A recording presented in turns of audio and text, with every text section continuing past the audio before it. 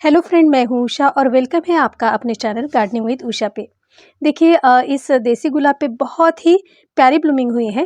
देखिए एक साथ 3-3 फूल लगे हुए हैं और इन पे बर्ड्स भी आई हुई है। और ये मेरा प्यारा सा डहेलिया, तो ये अभी नया खिला है और आधा फूल खिल चुका है और बाकी खिलना बाकी है। और ये भी देखिए एक अलग कलर। हम इतने सारे फ्लावर लगा तो लेते हैं लेकिन इनको अगले साल हमें ये सिर्फ सीज़नल होते हैं बाकी सारे, तो इनको बचाना और इन्हें फिर से लगाना ये बहुत मुश्किल का काम होता है।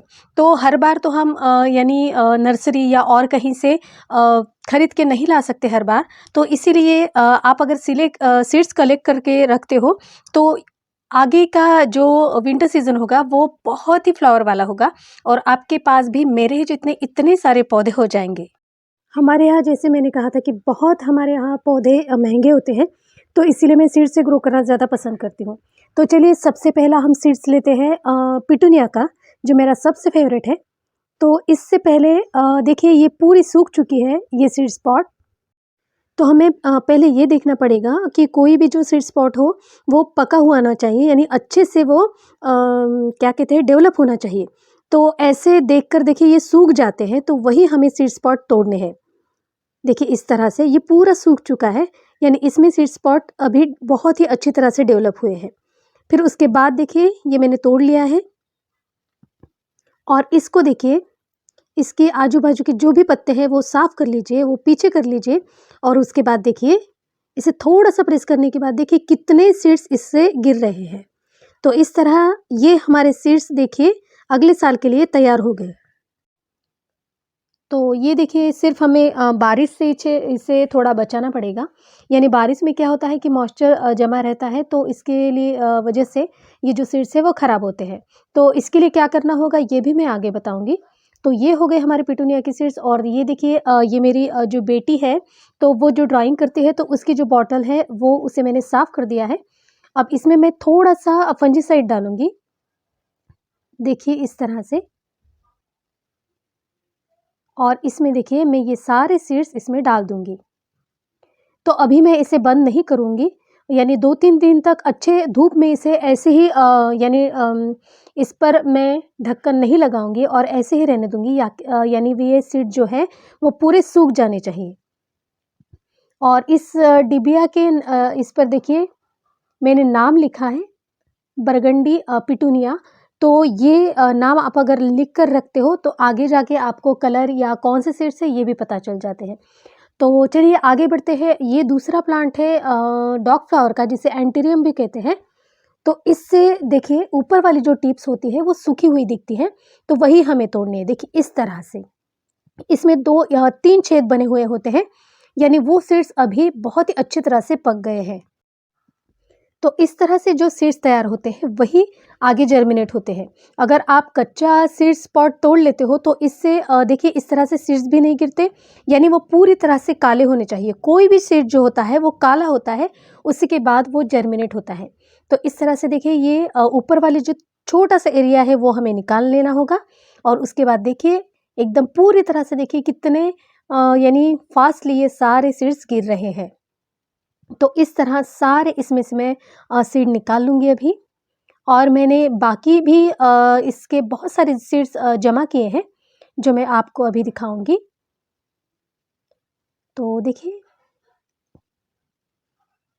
ऊपर वाला जो एरिया है वो मैंने निकाल लिया है और उसके बाद देखिए बहुत ही अच्छी तरह से सारे सीड्स गिर रहे हैं।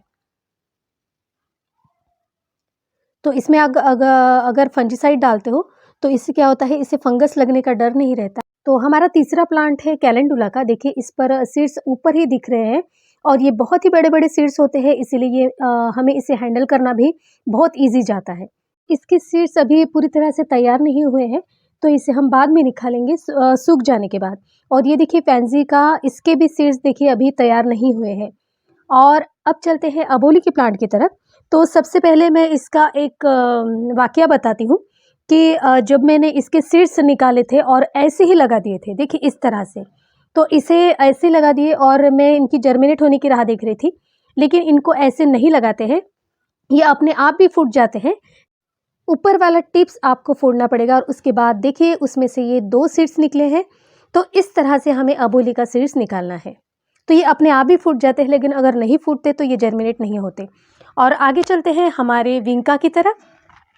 तो विंका में बहुत सारे सीड स्पॉट तैयार होते हैं और आपको हर जगह पे सीड स्पॉट दिखेंगे, लेकिन हमें इन्हें कब तोड़ना है, क्योंकि ये क्या होता है जब पूरी तरह से डेवलप होते हैं तो अपने आप गिर जाते हैं। तो इस तरह हमें ध्यान रखना है। और ये देखिए इसके जो सीड स्पॉट है, मैं आपको पास से दिखाती हूँ। सॉरी, हाँ, ये देखिए, ये ऊपर से आपको ये जो सीड्स है वो काले-काले ब्लैक ब्लैक दिख रहे हैं, तो इससे पता चलता है कि ये पूरी तरह से तैयार हो चुके हैं। तो अब हमें इन्हें तोड़ के रखना है, और जैसे ही आप किसी भी जगह पे इसे रखते हो, तो दूसरे दिन अगर आप क्या देखते हो कि इसके सीड्स अपने आप फूट जाते हैं।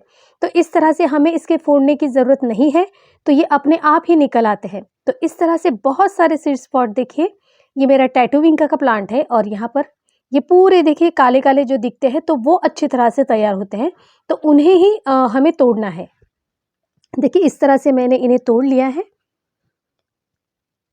तो ये मैंने देखिए इस छोटी-सी इसमें रख दी थी टोकरी में, तो इस तरह से ये अपने आप बाहर निकले हैं। अब ये है सारे मेरे देखिए साल्विया के प्लांट। ये मेरे पास इसके बहुत कलर है, और जैसे मैंने कहा था कि सिर्फ सीड्स के लिए मैंने इन्हें लिया था, क्योंकि अगली बार और मैंने इसके सीड्स भी लगा के दिखाए थे आपको, और वो भी अच्छी तरह से जर्मिनेट हुए हैं। तो देखिए इसे ऊपर से ऐसे तोड़ना है, क्योंकि ये अभी पूरी तरह डेवलप हुए हैं। और एक पॉट में मैं इसे देखिए जमा कर लूँगी, और इसे मैं क्या करूँगी 2 दिन तक, या 2-3 या और भी ज़्यादा दिनों तक इसे धूप में रखूँगी। देखिए ये बहुत ही प्यारा लग रहा है, और ये मैंने पहले कुछ 2-4 दिन पहले तोड़े थे। तो इस तरह से देखिए ये पूरे सूख जाते हैं, और इसमें जो भी सीड्स होते हैं वो पूरे नीचे गिराते हैं। थोड़ा-सा इसे हिलाना पड़ेगा आपको। देखिए सबसे पहले तो मैं अभी यहीं से निकाल कर दिखाती हूँ कि कौन से सीड्स होते हैं। तो इस तरह से हमें बहुत सारे सीड्स मिल जाते हैं। ये देखिए, मैं क्या करती हूँ, सबसे पहले थोड़े से सीड्स मैं लगा देती हूँ जुलाई महीने में, यानी वो लगते हैं या नहीं, और उसके बाद और अगर मुझे ज़रूरत पड़ी तो और भी सीड्स मैं लगाती हूँ। मैं कोई भी सीड्स एक ही दम में नहीं लगाती, यानी एक ही बार में नहीं लगाती। पहले थोड़े से सीड्स लगाती हूँ, जो भी मैं ऑनलाइन बुलाती हूँ वो भी सीड्स। तो ये देखिए साल्विया की सीड्स। और अब चलते हैं जेरेनियम की तरफ। ये जेरेनियम बहुत ही प्यारा फ्लावर है, और इसके जो प्लांट है वो बहुत ही महंगे होते हैं। तो हमारे यहाँ जैसे मैंने कहा था कि 120 या 150, अगर थोड़ा बड़ा पौधा हो तो 250 तक इसके रेट चले जाते हैं। तो सबसे पहले मैंने इसकी सैपलिंग ही लाई थी, और जो मुझे 15-15 रुपए में पड़ी थी, और बाकी जो मैंने गोविंद भाई से सीड्स मंगाए थे, तो उनके बहुत ही कलर अलग-अलग निकले, जो मेरे पास मेरे सैपलिंग में नहीं थे, वो सारे कलर मुझे मिल गए, और मेरे पास देखिए बहुत सारी वैरायटी जेरेनियम फ्लावर की हो गई।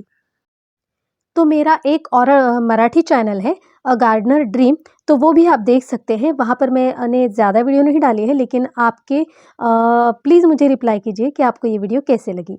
तो ये देखिए इसके सीड्स अभी बन गए हैं। आपको ऊपर से ये देखिए सूखे-सूखे से दिख रहे हैं, तो ये हमारे सीड्स बहुत ही अच्छी तरह से तैयार हुए हैं।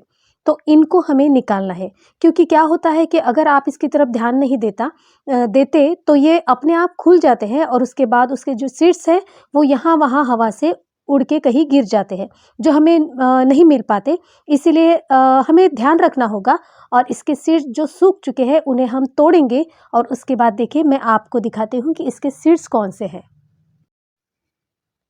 तो ये देखिए, ये सारे मैंने तोड़ लिए हैं। ये देखिए पूरी तरह से सूख चुके हैं। तो चलिए इनसे हम सीड्स निकालते हैं। मैं आपको दिखाती हूँ कि कैसा होता है। देखिए, एक ही इसमें आपको ये सीड्स वाला जो काम है वो बहुत ही धीरे से और बहुत ही पेशेंस के साथ करना पड़ता है, नहीं तो सारे सीड्स हमारे गिर जाते हैं। तो देखिए, ये हो गए हमारे जेरेनियम के सीड्स। ये देखिए, और इसके अंदर से भी एक छोटी-सी बीज निकलते हैं, तो वो हमें लगाना है। इसे भी हमें फोड़ना पड़ेगा, वो भी मैं दिखाऊँगी। और इस तरह से अभी तो मैं इसे तोड़ लेती हूँ।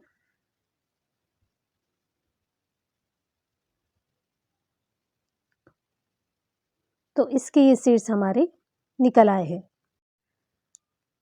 इसे हम तोड़ के रख देंगे क्योंकि इतने लंबे डंडी की हमें काम नहीं है। और इन सीड्स से भी अंदर एक सीड्स होता है जो होता है जेरेनियम का असली सीड्स। तो ये भी देखिए हमने जेरेनियम की सीड्स कलेक्ट कर लिए हैं। तो ये देखिए ये हो गए हमारे सीड्स और इसी तरह मैं सारे जेरेनियम के सीड्स तोड़ लूँगी और इन्हें कलेक्ट करके अगले साल के लिए फंजीसाइड डालकर इन्हें संभाल के रखूँगी। तो आप सब पूछते हैं कि आपके यहाँ इतने प्लांट कैसे हैं, तो इसी तरह से। अब चलते हैं दूसरा प्लांट से सीड्स निकालने के लिए। और ये देखिए वर्बिना बहुत ही प्यारा। तो अभी-अभी इसके सीड्स तैयार हुए हैं जो मैं आपको दिखाऊँगी। सबसे पहले आपको ढूँढना पड़ेगा कि कौन सी सूखी हुई ये जो डंडी है, देखिए आप ये ब्रांच जो है ये आपको दिख रही है पूरी तरह से सूख चुकी है। तो इस पे देखिए हमें सीड्स मिल जाएँगे। शायद इस पे, हाँ, ये दिख रहा है यहाँ पे। तो ये देखिए इसके सीड्स भी बाहर निकल रहे हैं, आपको दिखाई दे रहा होगा। तो इसे हम तोड़ लेंगे और मैं आपको पास से दिखाती हूँ कि इनके सीड्स कैसे होते हैं। ये देखिए ये पूरी तरह से सूख चुका है। थोड़ा-सा पास से दिखाऊँगी तो इसमें होते हैं सीड्स। ये देखिए इसके लंबे-लंबे सीड्स होते हैं तो इन्हें भी हैंडल करना थोड़ा आसान होता है। लेकिन पिटूनिया और जो डॉग फ्लावर है उनके बहुत ही सीड्स छोटे-छोटे होते हैं। और ये देखिए इस तरह से वर्बिना के सीड्स जो है इन्हें मैं अब कलेक्ट करूँगी। धीरे-धीरे एक-एक निकालिए और इनमें से देखिए बहुत सारे सीड्स मेरे तैयार हो गए हैं। तो इसी तरह से सभी जो पौधे के हैं वो सीड्स आप कलेक्ट कर लीजिए। तो देखिए मैंने सीड्स कलेक्ट करने के लिए छोटा-सा बॉक्स लाया है जो मुझे 150 में रुपए में मिला था और ये सिर्फ 24 इसमें बॉक्स है। तो दोस्तों आपको ये वीडियो कैसी लगी प्लीज़ मुझे कमेंट्स कीजिएगा। वीडियो अगर अच्छी लगती है तो प्लीज़ मेरे चैनल को लाइक और सब्सक्राइब ज़रूर कीजिएगा। फिर मिलती हूँ नए वीडियो के साथ, तब तक के लिए bye bye. Happy gardening, stay safe.